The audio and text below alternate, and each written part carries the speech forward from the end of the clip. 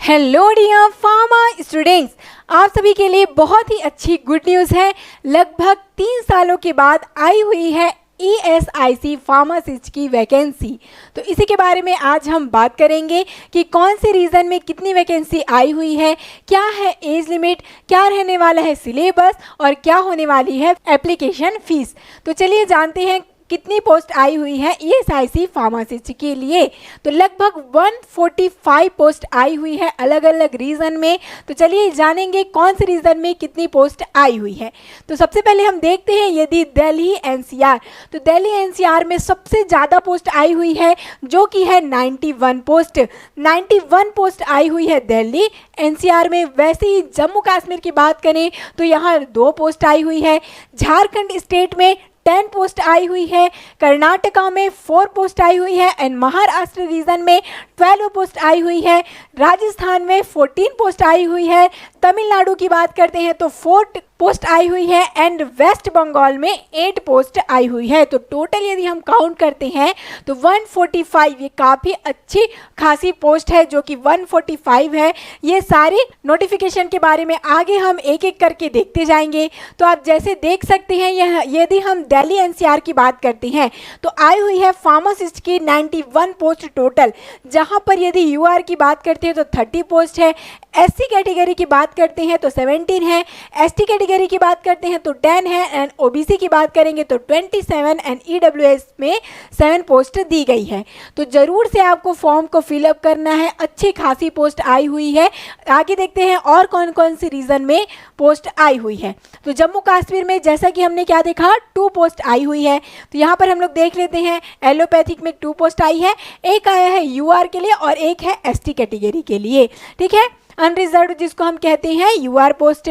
फिर यदि हम देखते हैं झारखंड स्टेट में तो झारखंड में आई हुई है टोटल 10 पोस्ट, जहां पर अनरिजर्व के लिए आई हुई है 5 एंड SC कैटेगरी के लिए आई हुई है 1 और ST कैटेगरी के लिए आई हुई है 3 पोस्ट, ठीक है। आगे चलते हैं, देखेंगे कर्नाटका स्टेट में आया हुआ है 4 वैकेंसी, जहां पर आप देखेंगे अनरिजर्व के लिए 1 पोस्ट है, ST के लिए 1 पोस्ट है एंड OBC के लिए 2 पोस्ट है यहाँ पर केवल। आगे चलते जाते हैं, ये सारी PDF आपको ऑफिशियल वेबसाइट में अवेलेबल हो जाएगी। आगे देखते हैं महाराष्ट्र रीजन में, यहाँ पर भी अच्छी खासी पोस्ट आई है, 12 पोस्ट आई हुई है। साथ ही जिला परिषद की भी यहाँ पर पोस्ट आई हुई है, तो उसे भी आप चेकआउट कर सकते हैं। तो टोटल पोस्ट यहाँ पर 12 है, जिसमें से अनरिजर्व की यहाँ पर 5 पोस्ट है, SC कैटेगरी की 2 पोस्ट है एंड ST कैटेगरी की 1 पोस्ट है और OBC की यहाँ पर 3 पोस्ट रहने वाली है। तो यहाँ पर भी आप देख सकते हैं महाराष्ट्र भी अच्छा खासा यहाँ पर वैकेंसी यहाँ पर आई हुई है। अब यदि हम बात करें राजस्थान एरिया, राजस्थान में यहाँ पर भी 14 पोस्ट आई हुई है, ठीक है, जहाँ पर UR मीन्स अनरिजर्व में 9 पोस्ट है, SC में 2 है, ST में 2 है एंड EWS में 1 है और OBC की कोई भी पोस्ट यहाँ पर नहीं है राजस्थान रीजन में। आगे चलेंगे तमिलनाडु की यदि हम बात करें तो आप देख सकते हैं एलोपैथिक में दिया गया है 4, ओनली 4 यहाँ पर है पोस्ट, जहाँ पर अनरिजर्व की 3 पोस्ट है और SC कैटेगरी की 1 पोस्ट यहाँ पर दी गई है। फिर यदि हम देखते हैं वेस्ट बंगाल, तो वेस्ट बंगाल रीजन में 8 पोस्ट है, जहाँ पर अनरिजर्व की 3 वैकेंसी है, OBC की 3 है और EWS की 1 यहाँ पर रहने वाली है टोटल पोस्ट, ठीक है। तो अब ये बात हो गई पूरे कौन कौन से एरिया में आया हुआ है। तो यहाँ पर से जाकर आप चेकआउट कर सकते हैं पूरे जितने भी यहाँ पर दिए गए एलोपैथिक फार्मासिस्ट, ये जो आपका पर्टिकुलर दिया गया है, जितने भी वैकेंसी के बारे में बताया जा रहा है वो एलोपैथिक के बारे में है। यदि आप आयुर्वेदिक की भी देखना चाहते हैं तो ESIC के ऑफिशियल वेबसाइट में जाकर आप चेक कर सकते हैं। पर यदि हम बात करें एलोपैथिक फार्मासिस्ट तो यहाँ पर 145 पोस्ट आई हुई है एलोपैथिक फार्मासिस्ट के लिए, जो कि देख सकते हैं दिल्ली, जम्मू कश्मीर, झारखंड, कर्नाटका, महाराष्ट्र, राजस्थान, तमिलनाडु और वेस्ट बंगाल में आई हुई है। तो अपने कैटेगरी वाइज, एरिया वाइज आप सिलेक्ट कर सकते हैं कि आपको कौन से रीजन में यहाँ पर फॉर्म फिलअप करना होगा। तो अब आप देखेंगे, चलिए देखते हैं कि कितना रहेगा एप्लीकेशन फीस और साथ ही सिलेबस क्या रहने वाला है एग्जामिनेशन का। तो यदि हम बात करें एप्लीकेशन फीस के लिए तो आप देख सकते हैं SC ST साथ ही फीमेल कैंडिडेट और एक्स सर्विसमैन और साथ ही डिपार्टमेंटल कैंडिडेट, तो इनके लिए फीस जो है बहुत ही थोड़ा कम है, जो कि है 250, ओनली 250 रुपीज़ रहने वाला है एप्लीकेशन फ़ीस। फिर उसके बाद जो अदर बॉयज़ हैं और दूसरे कैटेगरी हैं, इनको यहाँ पर 500 रुपीज़ पे करना होगा। वैसे काफ़ी कम ही है इस बार देखा जाए तो ESIC की पोस्ट, यदि हम लोग दूसरे एम्स या अदर वैकेंसी की यदि हम बात करते हैं तो काफ़ी ज़्यादा रहता है फीस, पर यहाँ पर ओनली आपको 250 पे करना होगा यदि आप ST SC के हैं या फिर आप फीमेल हैं। फीमेल चाहे वो OBC के हों, साथ ही चाहे फिर वो अनरिजर्व कैटेगरी की हों, उनको ओनली 250 रुपये बस यहाँ पर फिलअप करना होगा। फिर अदर कैटेगरी वाले जो भी कैंडिडेट हैं उनको 500 यहाँ पर फिल करना होगा। अब आते हैं, चलिए सबसे मेन पॉइंट जो कि है किस प्रकार से आपका होने वाला है एग्जामिनेशन, कौन से टाइप के क्वेश्चन यहाँ पर आपको देखने को मिलने वाले हैं। तो आप देख सकते हैं technical and professional knowledge means pharma, यहाँ पर आपको मिलने वाला है पूरा फार्मा कंटेंट।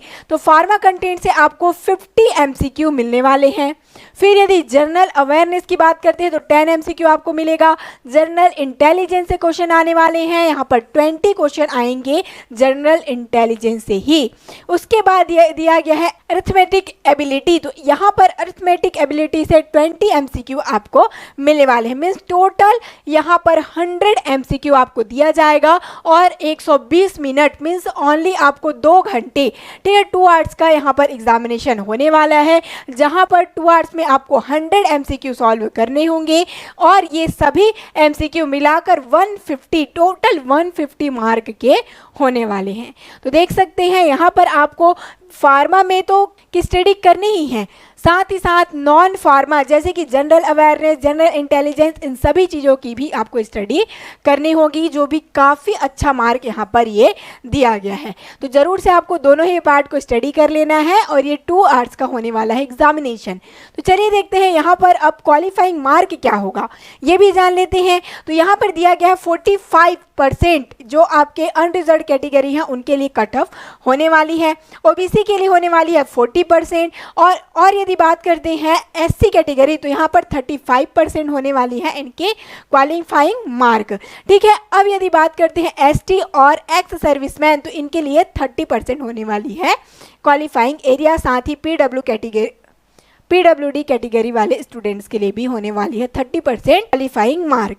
तो इस प्रकार से अब ये भी जान गए आप कि क्या क्या आपको स्टडी करना होगा, क्या हो सकता है आपका क्वालिफाइंग मार्क और कितने पैसे आपको फीस के लिए पे करनी होंगी। अब यदि हम बात करते हैं कि एज लिमिट क्या होने वाला है, तो जनरली जो ESIC है पोस्ट उसके लिए 32 ईयर होता है एज लिमिट, और साथ ही यहाँ पर दिया गया है कि यदि एज रिलैक्सेशन की बात करते हैं तो एज रिलैक्सेशन यहाँ पर 37 ईयर का दिया गया है। जब कोई एज रिलैक्सेशन मीन्स जो यदि कोई गवर्नमेंट एम्प्लॉय है, डिपार्टमेंटल एम्प्लॉय है, तब उनको 37 ईयर का दिया गया है एज रिलैक्सेशन, और मेनली यहाँ पर एज लिमिट है वो 32 ईयर्स की रहने वाली है। तो इन सभी इसकी जो फॉर्म की लास्ट डेट है ये भी याद रख लीजिए, जो कि है 30 अक्टूबर रहने वाली है लास्ट डेट। इसलिए ज़रूर से यदि आपको अभी पता चल रहा हो वैकेंसी के लिए तो अभी जाकर अप्लाई कर दें और अपनी प्रिपरेशन स्टार्ट करें। तो 30 अक्टूबर है इसकी लास्ट डेट, इससे पहले आपको ज़रूर से फॉर्म को फिलअप कर देना है, जिसके लिए एसेंशियल जो आपके डॉक्यूमेंट्स है 10th 12th के आपको डॉक्यूमेंट रिक्वायर होंगे। साथ ही आपको थंब अपना स्कैन करना होगा जो लेफ्ट थंब है, एंड डिक्लेरेशन एक आपको स्टेटमेंट आपके हैंड रिटन आपको लिखना होगा, वहाँ पर सबमिट करना होगा। साथ ही फ़ोटो ID जो है वो भी आपको यहाँ पर अटैच करनी होगी। तो ये सारी चीज़ें आप पहले से प्रिपेयर करके रखें और जल्द ही ये एप्लीकेशन फॉर्म को फिलअप कर दें। मिलते हैं नेक्स्ट वैकेंसी अपडेट के साथ। All the best.